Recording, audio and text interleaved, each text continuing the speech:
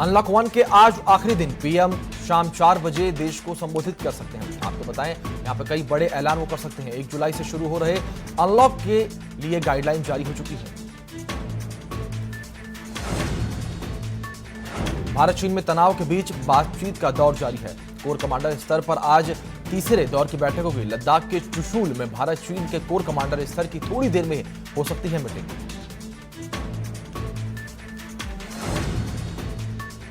मुंबई के होटल ताज को उड़ाने की धमकी दी गई है। बता दें कि ये धमकी फोन कॉल पर दी गई है। होटल ताज के अलावा मुंबई के होटल कोलाबा और ताज लैंड्स एंड को भी ये धमकी भरा कॉल किया गया है। बताया जा रहा है कि ये कॉल बीती रात 12:30 बजे पाकिस्तान से किया गया है। धमकी के बाद सुरक्षा बढ़ा दी गई है। जम्मू कश्मीर के अनंतनाग में 2 आतंकी ढेर किए गए हैं। सीआरपीएफ जवान और 5 साल की बच्चे की हत्या में शामिल थे। जून में अब तक 48 आतंकियों का खात्मा। आज सीएम योगी का झांसी दौरा। मुरैठा गांव के हर घर नल का जल योजना का करेंगे शिलान्यास। बुंदेलखंड में पानी की कमी को करेंगे दूर। कल हरदोई दौरे पर रह सकते हैं सीएम योगी। संभावित दौरे को लेकर जिला प्रशासन अलर्ट मोड पर है। देर रात एडीएम भारी पुलिस बल के साथ पहुंचे जिला महिला अस्पताल। महिला चिकित्सालय से संचारी रोग के खिलाफ अभियान की कर सकते हैं शुरुआत। लखनऊ में हजरतगंज कोतवाली में अजय कुमार लल्लू समेत कांग्रेस कार्यकर्ताओं पर लाठीचार्ज। शहनवाज आलम की गिरफ्तारी का करने गए थे विरोध।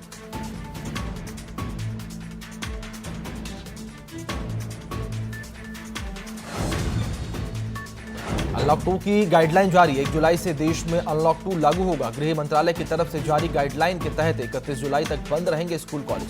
Metro, cinema hall, swimming pool, gym भी रहेंगे बंद। बताते चले कि हवाई सेवा और रेलवे में और छूट की तैयारी है। इसके साथ ही मेट्रो रेल सेवा अगले आदेश तक बंद रहेगी। खास बात यह है कि रात 10 बजे से सुबह 5 बजे तक कर्फ्यू रहेगा। कोरोना काल के बीच रेलवे ने यात्रियों को बड़ी राहत दी है।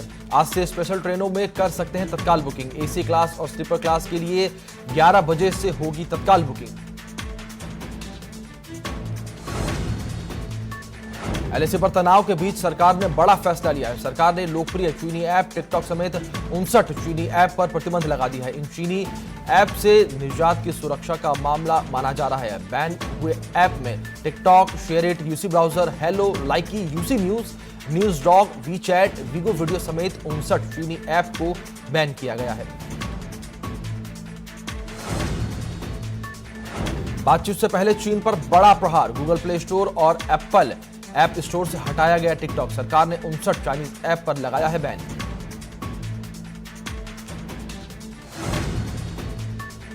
बैन लगाए जाने के बाद टिकटॉक की तरफ से आया बयान। भारतीय कानून के हिसाब से सुरक्षा मानकों का पालन संबंधित सरकारी अधिकारियों से हो रही बात।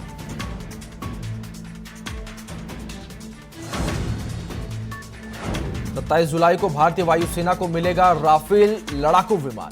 पहली खेप में मिलेंगे 6 राफेल लड़ाकू विमान। अंबाला एयरबेस पर होगी पहली तैनाती।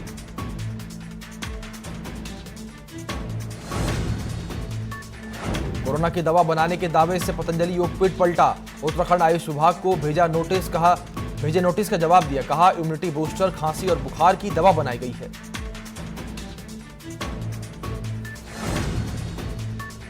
देवस्थानम बोर्ड एक्ट के मामले में आज फिर होगी सुनवाई। सुब्रमण्यम स्वामी ने दायर की है याचिका। देवस्थानम बोर्ड के गठन को बताया है असंवैधानिक।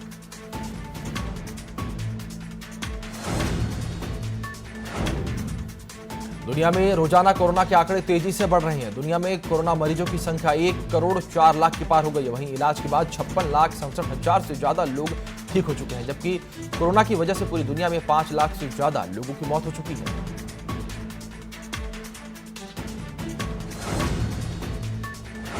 देश में लगातार बढ़ रही कोरोना मरीजों की संख्या। देश में कोरोना के 5,66,840 केस। देश भर में 24 घंटे में 18,522 नए केस सामने आए हैं। वहीं 24 घंटे में 418 लोगों की मौत हुई है। बताते चले कि 3,34,000 से ज्यादा लोग इलाज के बाद ठीक हो गए हैं। देश में 2,15,000 के आसपास एक्टिव केस हैं। दिल्ली में हर दिन कोरोना की रफ्तार तेज होती चली जा रही है। दिल्ली में 2084 नए कोरोना मरीज सामने आए हैं। दिल्ली में कोरोना मरीजों की संख्या बढ़कर 85,161 हो गई है। दिल्ली में कोरोना संक्रमण के 26,246 केस एक्टिव है। बताते चले कि अब तक 2,680 मरीजों की इलाज के दौरान मौत हो चुकी है।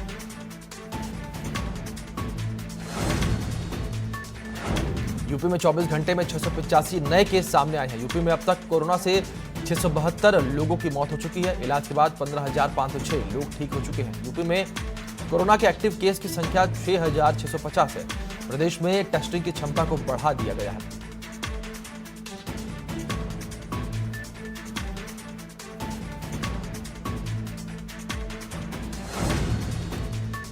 उत्तराखंड में लगातार कोरोना का ग्राफ बढ़ रहा है। राज्य में कोरोना संक्रमितों की संख्या 2,831 हो गई है। बताते चले कि 2,111 मरीज अब तक ठीक हो चुके हैं, तो वहीं 659 मरीजों का इलाज चल रहा है, तो वहीं 39 लोगों की अब तक राज्य में मौत हो चुकी है।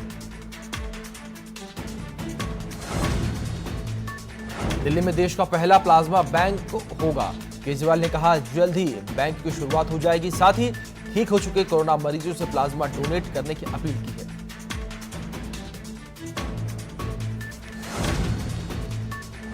अमरोहा के गजरौला इलाके में मुर्गी फार्म में भीषण आग लग गई। आग लगने से हजारों मुर्गी की जलकर मौत हो गई। भट्टी की आग की चिंगारी निकलने से मुर्गी फार्म में आग लगी है। बता दें कि सूचना के बाद भी फायर ब्रिगेड की गाड़ी मौके पर नहीं पहुंची।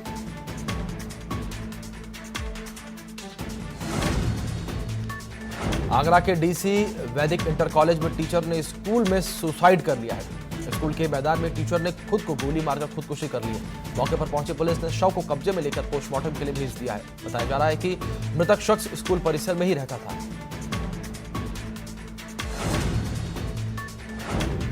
बरेली में नवाबगंज इलाके में किसान ने पेड़ से फांसी लगाकर खुदकुशी कर ली। घटना से किसान के परिवार में सनसनी फैल गई है। परिजनों के अनुसार किसान पर कई लोगों का कर्ज था, तो वहीं मामले में एएसपी ग्रामीण ने कहा कि गृह कलेश के चलते खुदकुशी की।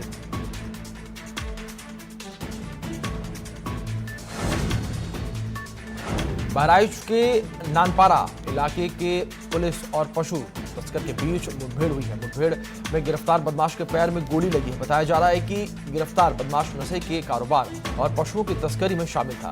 रामगांव और थाना हरदी पुलिस के संयुक्त चेकिंग के दौरान ये मुठभेड़ हुई है। मऊ के घोसी इलाके में बारात में मामूली विवाद में जमकर लाठियां चल गई। मारपीट में कई लोग घायल हुए हैं। पुलिस ने 4 लोगों के खिलाफ केस भी दर्ज करके कार्रवाई शुरू कर दी है।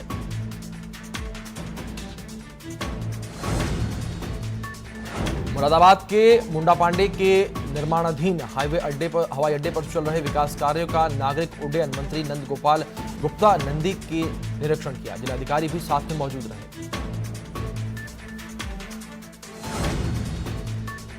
महोबा के सदर कोतवाली इलाके के डीएम आवास से 50 कदम की दूरी पर बीजेपी विधायक के आवास में बदमाश घुसकर ताला तोड़ने की कोशिश कर रहे थे। बदमाशों की यह हरकत सीसीटीवी में कैद हो गई। दरअसल विधायक शादी समारोह में शामिल होने गए थे। वहीं इस मामले में पूर्व सांसद गंगाचरण राजपूत ने पुलिस को तहरीर देकर कार्रवाई की मांग की है।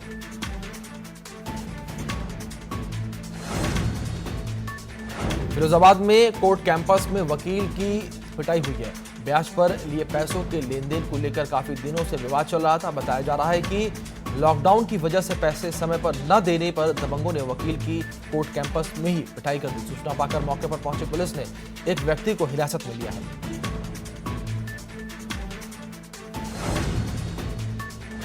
झांसी में लाठी डंडों से कई लड़कों ने युवक की बेरहमी से पिटाई कर दी। युवक की पिटाई का वीडियो सोशल मीडिया पर वायरल होने लगा।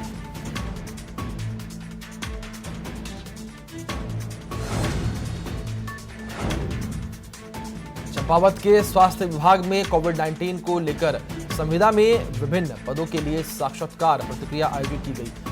अलबत्ता साक्षात्कार प्रक्रिया के आवेदन कर चुके कई आवेदकों को प्रवेश पत्र नहीं मिल पाए हैं, जिस कारण आक्रोशित आवेदकों ने मुख्य चिकित्साधिकारी कार्यालय परिसर में प्रदर्शन कर विरोध जताया है। उनका कहना है कि जानबूझकर अपने चहेतों को लाभ पहुंचाने के लिए ऑनलाइन आवेदन कर चुके आवेदकों को साक्षात्कार प्रक्रिया में शामिल होने के लिए प्रवेश पत्र नहीं भेजे गए हैं।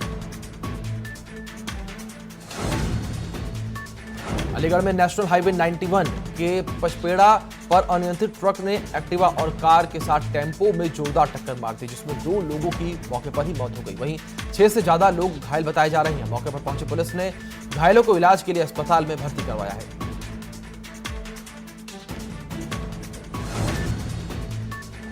कन्नौज में एक बार फिर स्वास्थ्य विभाग की लापरवाही की वजह से एक बच्चे की जान चली गई। बच्चे का पिता तेज बुखार में बच्चे को लेकर किसी तरह अस्पताल आया। यहां घंटों भटकने के बाद भी बच्चे को इलाज नहीं मिला। इलाज के अभाव से मासूम बच्चे ने तड़प तड़प कर दम तोड़ दिया।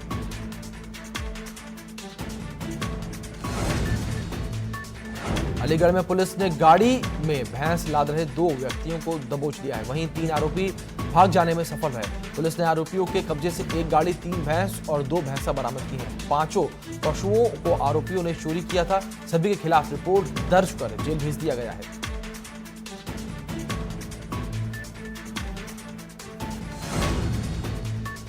बलरामपुर के जिला महिला अस्पताल में पूर्वांचल विकास बोर्ड के सलाहकार साकेत मिश्रा ने गर्भवती महिलाओं के अल्ट्रासाउंड की सुविधा के लिए डिजिटल अल्ट्रासाउंड मशीन भेंट की, जिससे प्राइवेट पैथोलॉजी के चक्कर लगाने वाले प्रसूताओं को शारीरिक व आर्थिक तौर पर राहत मिल सकेगी। साकेत मिश्रा ने मशीन भेजने के साथ ही वर्चुअल कॉन्फ्रेंसिंग के जरिए अपर जिलाधिकारी और सीएमओ से बातचीत भी की। अलीगढ़ में बाइक सवार बदमाश ने 5 साल की बच्ची का अपहरण कर लिया। खुद को घिरता देखकर वहीं बच्ची को छोड़कर फरार हो गया। बच्ची को पुलिस ने बरामद कर लिया है। अपहरणकर्ता की तलाश में पुलिस टीम जुट गई है। मामले का जल्द खुलासा करने के लिए पुलिस ने टीम का गठन किया है। देवरिया में पुलिस ने 16 लाख की अंग्रेजी शराब बरामद की है। मेहरौना बॉर्डर पर चेकिंग के दौरान पुलिस को कामयाबी मिली। 1 सप्ताह में करीब 1 करोड़ 25 लाख की शराब बरामद हो चुकी है। टिहरी में अब पर्वतीय मार्गों पर दुर्घटना या अन्य किसी भी तरह की वारदात होने पर तत्काल पुलिस मौके पर पहुंचेगी। इसके लिए एसएसपी डॉक्टर योगेंद्र सिंह रावत ने हिल पेट्रोलिंग यूनिट को और ज्यादा मजबूत किया है। उन्होंने भद्रकाली पुलिस चौकी से हिल पेट्रोलिंग यूनिट के लिए 7 नई बाइक को हरी झंडी दिखाकर रवाना किया है।